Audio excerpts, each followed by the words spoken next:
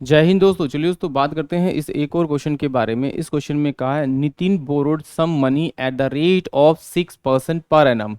वो 6% per annum के हिसाब से 3 ईयर के लिए कुछ अमाउंट उधार लेता है एंड 9% फॉर नेक्स्ट 5 ईयर। अगले 5 साल के लिए उसे कितना इंटरेस्ट देना पड़ता है? 9% देना पड़ता है।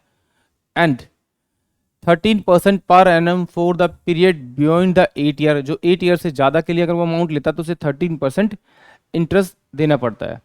If the total interest paid by him at the end of 11th year, यानी 11 साल तक उसने अमाउंट लिया और जो उसने टोटल इंटरेस्ट पेमेंट किया वो 8160 किया है।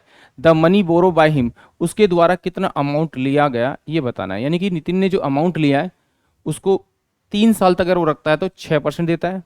उसके बाद अगर नेक्स्ट 5 ईयर तक रखता है तो उसे कितना 9% देता है।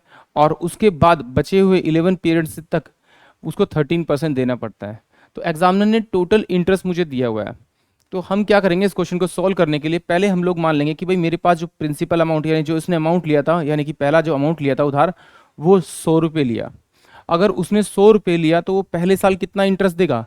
तो आप इस 6 को 3 से मल्टीप्लाई कर दीजिए तो ये आपके पास कितना आ जाएगा, 6×18 यानी 18 रुपीज़ उसने इंटरेस्ट दिया होगा। कितना? फर्स्ट 3 ईयर में। उसके बाद 9% पे लिया उसने नेक्स्ट 5 ईयर, यानी कि 9×5 = 45। तो सेकंड टाइम में उसने कितना दिया होगा? 45 रुपीज़ उसने इंटरेस्ट दिया होगा लास्ट 3rd ईयर। यानी टोटल कितना हुआ? ये 3 हुआ, ये मेरे पास 5 हुआ, तो टोटल 8 साल के लिए उसने ले लिया।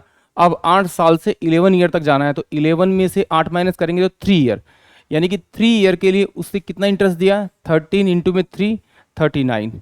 ये टोटल इंटरेस्ट उसने दिया। इन सबको प्लस करेंगे तो प्लस करते ही मेरे पास जो बनेगा वो 102 बनेगा।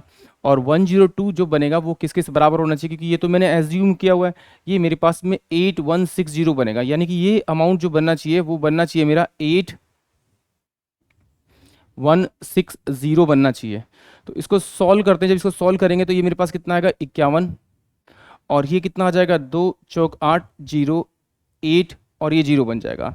तो 51 और 8, अगर मैं इसे 80 से मल्टीप्लाई करूंगा तो ये 8×8 और 8×5 = 40, यानी कि इसे मुझे 80 से मल्टीप्लाई करना पड़ेगा। जिससे आप इसे मल्टीप्लाई करेंगे उसी से आप इस एज्यूमिंग वैल्यू को मल्टीप्लाई कर दीजिए तो आपके पास आपका प्रिंसिपल अमाउंट आ जाएगा जो उसने उधार लिया था। यानी कि ऑप्शन सी इस क्वेश्चन के लिए करेक्ट होगा।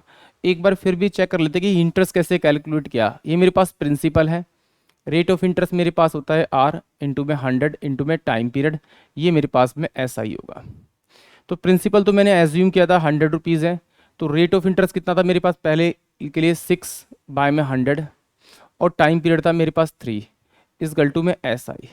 तो ये देखिए ये 100 से 100 कटा यानी कि 18 इस गल्टू में एस आई, यानी कि पहले वाला जो इंटरेस्ट था मेरा वो 18 रुपीज़ था। सेम एज ऑन प्रिंसिपल के लिए लेंगे हम लोग कितना? 100, सेम 100 इंटू में 9/100 इंटू में 5 इसकल टू में एस आई। ये कटेगा तो कितना आ जाएगा आपका? 45 आ जाएगा एस आई। ये कितने ईयर के लिए था आपका? ये 3 ईयर के लिए था। तो ये आपका कितना था? 5 ईयर के लिए था। अब नेक्स्ट फिर वही 100 रुपीज़ थे प्रिंसिपल और उसने 11 में से 8 गए तो कितना बचेगा? 3, यानी कि 13/100 इंटू में 3 इसकल टू में एस आई हो जाएगा मेरे पास में ये नेक्स्ट 3 ईयर के लिए।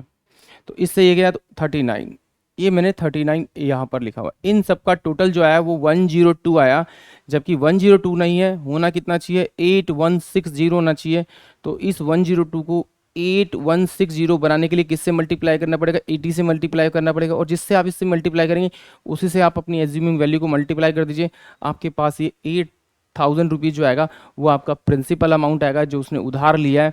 एक बात और ध्यान दीजिए, अगर कभी इसमें प्रॉब्लम हो तो कुछ नहीं करना, जब समझ में ना आए तो ये जो वैल्यू है 8160 है इसको आप टोटल डिवाइड कर दीजिए, 102 से डिवाइड कर दीजिए।